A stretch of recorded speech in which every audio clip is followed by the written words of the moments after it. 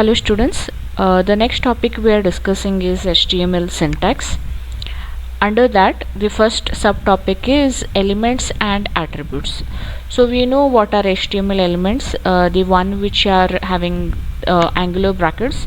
Those elements are known as HTML elements, and attributes also are there, which provides extra information of an HTML element. So HTML documents are composed of textual content and HTML elements. So text will be there, and how those text should be displayed, that is being described by those HTML elements. If that text has to be heading, then you have to make use of headings, HTML elements from H1 to H6. If you all want to make use of paragraph, you all have to make use of P element. Okay, so how those textual content should be displayed, that are being described by the HTML elements, and this together make of what is known as HTML documents. Okay, second point, an HTML element can contain text, other elements, or be empty. It is identified in the HTML document by tags. So HTML element can contain text, normal text, and HTML element can contain other elements inside it. Okay, for example, inside the HTML element we have two subsection, that is head and the body, and inside body element we have H1 element, P element. Okay, so they are saying that inside an HTML element there can be other elements also, and that is known as nesting of elements. Okay, then it is identified in the HTML documents by tags, that is angular brackets, opening and closing of angular brackets. So it is very easy to identify HTML element from normal text. Third point, HTML elements can also contain attributes. An HTML attribute is a name is equals to value pair that provides more information about the HTML elements. So we have seen that along with the HTML elements we were making use of extra elements, and those extra elements were known as attributes.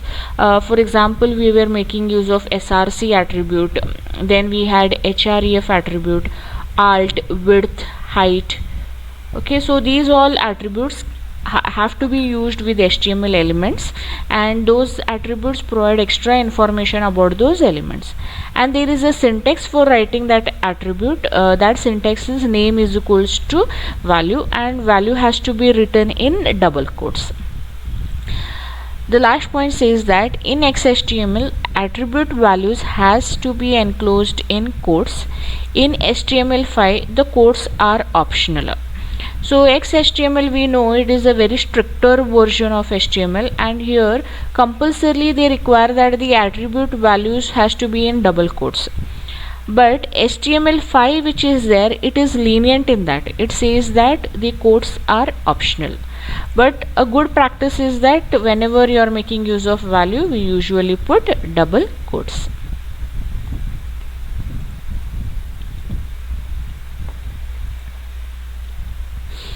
Then next what we have is what HTML lets you do. There are some points here. HTML insert images using the img tag.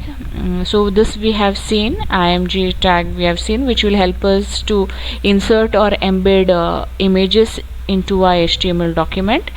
Then it helps to create links with the a tag. So we had made use of the a tag. A tag helps us to move on to a different link. That means presently you are on a web page, and if you want to go to a different link, a different tab, that time you have to make use of the a tag, and in the a tag you have to mention the URL of that link. Then create list with the ul, ol, and the li tags. So this example we have not seen yet. UL stands for unordered list, OL stands for ordered list, and LI stands for list. So when you have some list of items to be presented in your document, or list of names, list of anything what you want in your web page, if you want to create a list, these three elements will help us to do that. That means UL, OL, and LI tag. So let us see an example for that. Okay, so we write our programs using Notepad. Okay, click a Notepad here. Then here we can write here our program starts with what? It starts with doc type HTML,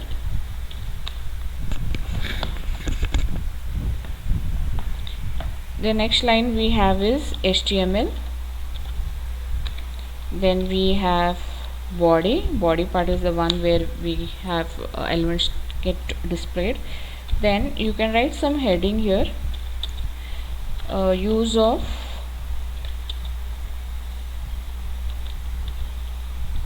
unordered, sorry, spelling is wrong,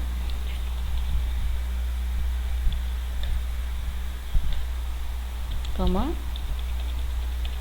ordered list. Okay, we'll close the h1 tag. What we'll do here is we'll make use of unordered list UL, then we'll make use of li. Inside the UL element you have to make use of the li element. Here you can write some list of items or elements. Okay, li element, open and close. Again you make use of li, tea, coffee, okay, slash li, then again li is there, then you can write milk. Okay, so this what was there, this is all under UL, that is unordered list.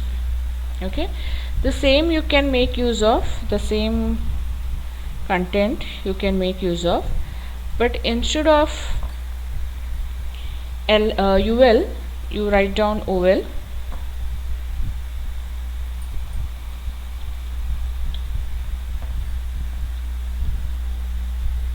Okay, then you file, save as one.html.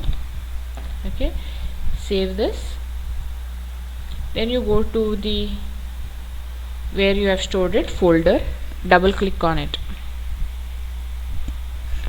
Okay, so you can see that use of unordered ordered list, tea, coffee, milk, it comes in bullet, and because it is an unordered list, and this tea, coffee, milk comes in numbering because it is in ordered list.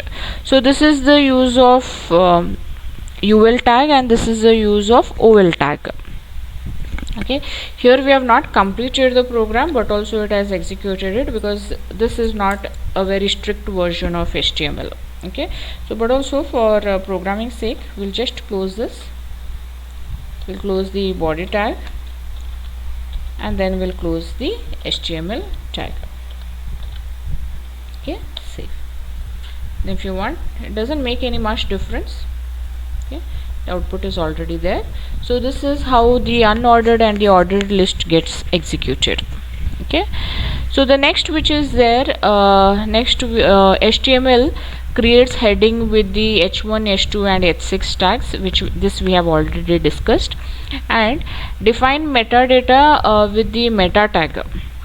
This will be seeing later, it will be coming in our next examples. Meta tag we have not discussed, we'll be discussing it later on, and much more. There are n number of elements which can be used with HTML, so whichever you feel necessary, those elements you can make use of. The next we have is the elements and attributes example. So this is an example which they have given, where they have explained only one HTML element and its attribute. The HTML element explained here is the A tag. So the A tag helps us to go on to a different link. Along with the A tag, you will have to make use of the attribute href, and for this href value you have to give the link to which website you want to visit to, or which site you want to go to. That site URL you have to produce as the value. So here the syntax is name is equals to value, and the value is put in double quotes. So here A is the element and href is the attribute, and this is the name is equals to value, and the value is a link to go to some centralpark.com, and here is the closing of the A tag, this particular opening tag. and this opening tag is closed here, and then you have this text here, Central Park. So this below the Central Park you'll you'll get one line, so it looks like it is a hyperlink, and you have to click on that hyperlink. It will go on to a new site, and this is the closing tag of A. So this entire part is known as the opening tag, and this part is known as the closing tag, and in between you can have content, maybe text or some other HTML attribute. So here they have given A is the element name, and this is the attribute. This entire thing is the attribute. So this is an example for the A element, and this is an example for an empty element. The example for empty element here is BR. So we know that BR helps to give a new line, so it does not have any text, so we know it as an empty element. So it does not have any opening or closing tag, so better whenever it is an empty element, it is better to have a trailing slash like this. Okay, if you put it also fine, if you don't put it also it's fine. Okay, so if you all are using a BR element, just they are saying that make use of a trailing slash to show that it has already ended also. So the element here name here is BR. So our previous element which we had for unordered and ordered list, here you can make use of the BR element, BR slash. Okay, they are saying that make use of the trailing slash. This you can copy and you can have it after every line. Okay, so we'll have only for this. Okay, Control S, then go to the browser, then refresh it. Okay, so you can see that BR has just left a new line between the elements. So BR is an example for an empty element here. The next topic here is nesting of HTML elements. That means within one HTML element there will be another HTML element which will be embedded in it. Often an HTML element will contain other HTML elements. In such case, the container element is said to be a parent of the content or the child element. That means in one element is having another element inside it, so that element will be known as the parent element, and the element which is embedded within that element is known as the child element, and this concept is known as nesting of HTML elements. Any elements contained within the child are said to be descendants of the parent element. Likewise, any given child element may have a variety of ancestors. So you can have a list of ancestors and descendants for a particular element. So let us see an example for this. Okay, so here you can see a hierarchy of elements is being given here, and here in this example we have the body element first. That means body element is there. Inside this body element you have the P element which is used for paragraph, and inside the P element you have a single line, and that line is saying this is sum, and inside this P element there is one more element, and that element is strong element. Strong element is whatever text you write within it, it becomes bold. So strong element is used for making bold of the content, and after this is embedded within the P element. So strong element is nested inside the P element, and P element in turn is nested within the body element. So after P element there is one more element here, H1, and H1 is used for heading, and what it says is title goes here. So in the H1 they have written the content is title goes here, and after that there is one more element made used is for division. It is used for division of contents. Okay, so division of contents will be there, and that is being produced by making use of the div element. So inside this div element you have another P element. Okay, another P element is there, and this is span important element.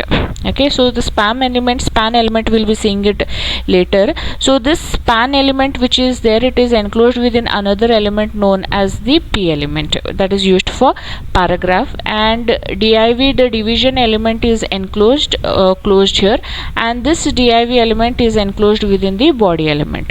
So you can see there body element is consisting of three child elements, that is P element, H1 element and div element. So what happens here is, here this P element, H1 element and div element are known as the siblings. They are known as siblings because they are all contained in the same body element. Okay, and for body element P, H1, div are all the child elements. Okay, and as these elements strong which is there, for strong the ancestors are P and body.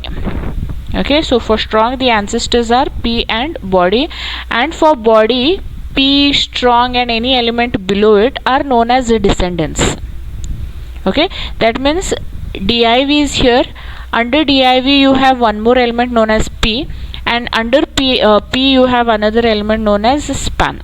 So the descendants of div is P element and span element. So the concept of ancestor and descendant is being made here to understand the nesting of elements. So you can see here below, there is a small diagram here below. Wait, where it went? Okay, here we have here, and here they have shown that first we have the body element, that is this.